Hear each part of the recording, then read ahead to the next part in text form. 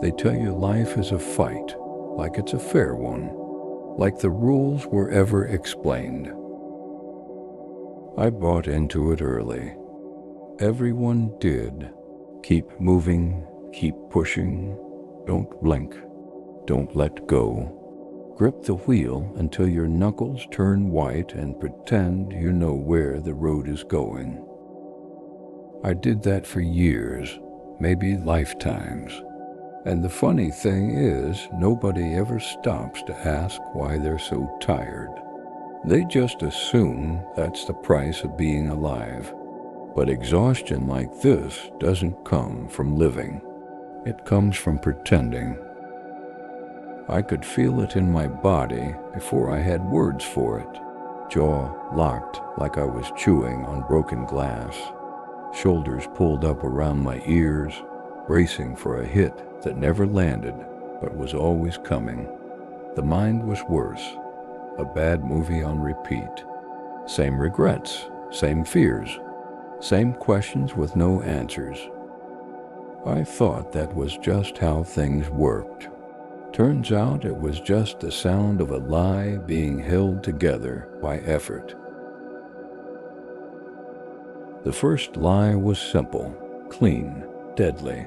You are alone, separate, cut off from the world, from others, from God, if God even bothered showing up. From that one idea, everything else spilled out. Fear came first. Fear always does. Then control. Then a long, slow grind of becoming someone. A name, a story, a pile of memories stitched together with guilt and hope. I carried that thing like a corpse on my back and called it myself. You don't notice it right away. You don't notice it until rest feels suspicious. You don't notice it until silence starts to itch. You don't notice it until someone asks how you're doing and the answer gets stuck somewhere between your throat and your teeth. That weight you feel, the one that presses down when the lights go out and there's nothing left to distract you, that isn't weakness. It's what happens when you spend your life propping up something that was never real. Before all this, before time learned how to bleed forward, before space figured out how to stretch, there was only one thing, awareness, no face, no voice, no agenda, just consciousness, wide open and endless. It didn't need anything. That's the part nobody gets. Creation didn't come from lack. It came from curiosity. Infinity wondering what it would feel like to forget itself, to feel edges, to feel pain, to feel love, to feel anything at all. So it did the only thing it could. It put on masks. Worlds spun up like bad habits. Bodies showed up. Stories followed. And consciousness stepped into character. Me, you, everyone else stumbling through the dark, pretending we weren't the source of the light. God didn't abandon the universe.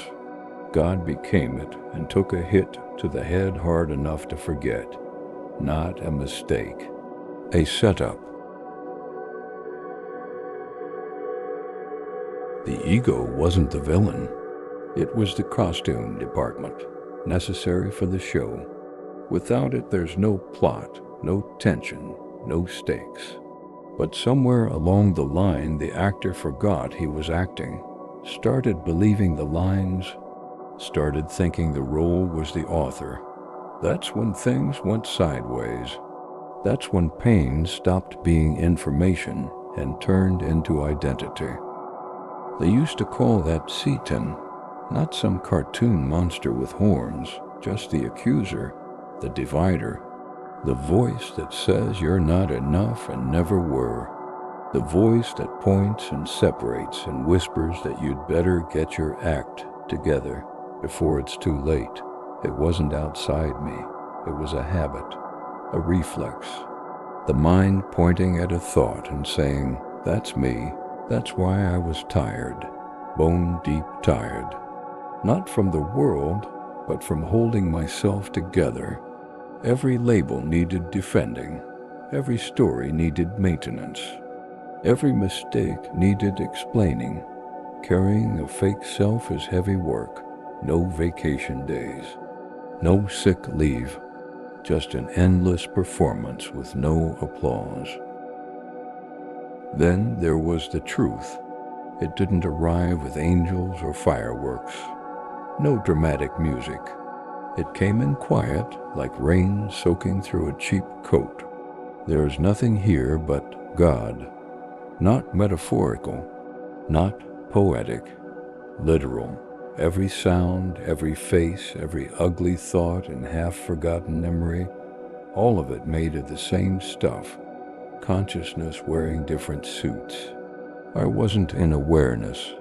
I was awareness playing a guy who thought he was broken.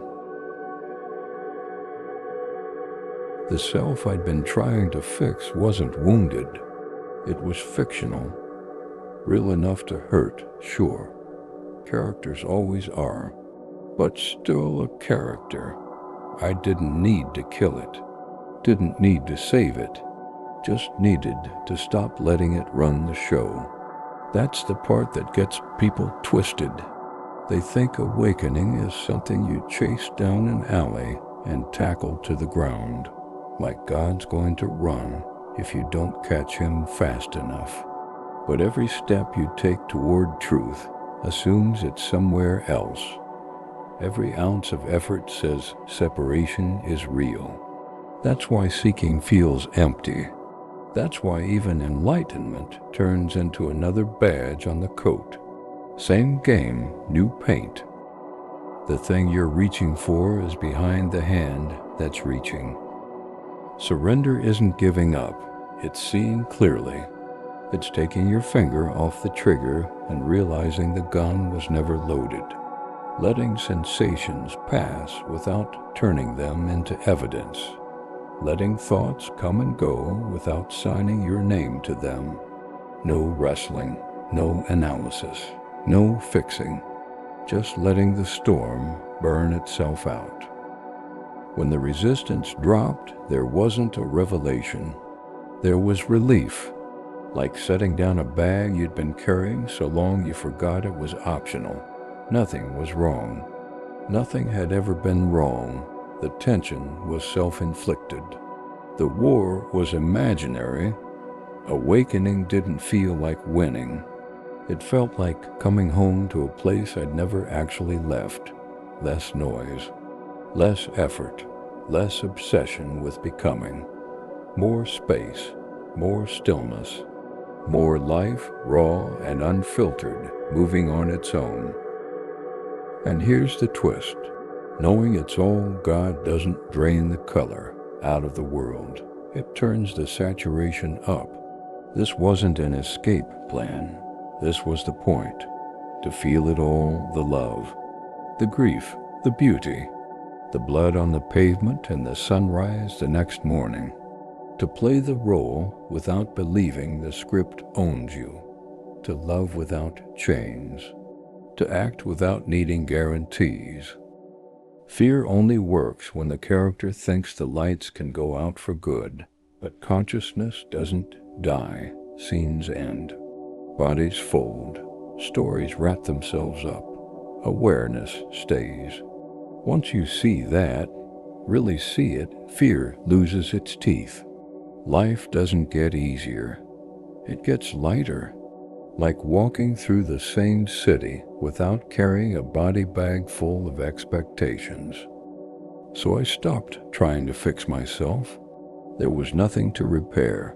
I stopped chasing answers. They weren't hiding. I loosened my grip on the mirror and let the reflection blur. And when that old voice shows up, the one that says I'm not enough, I recognize it for what it is. Just another line in the script. God, drunk on experience, pretending he forgot who he was.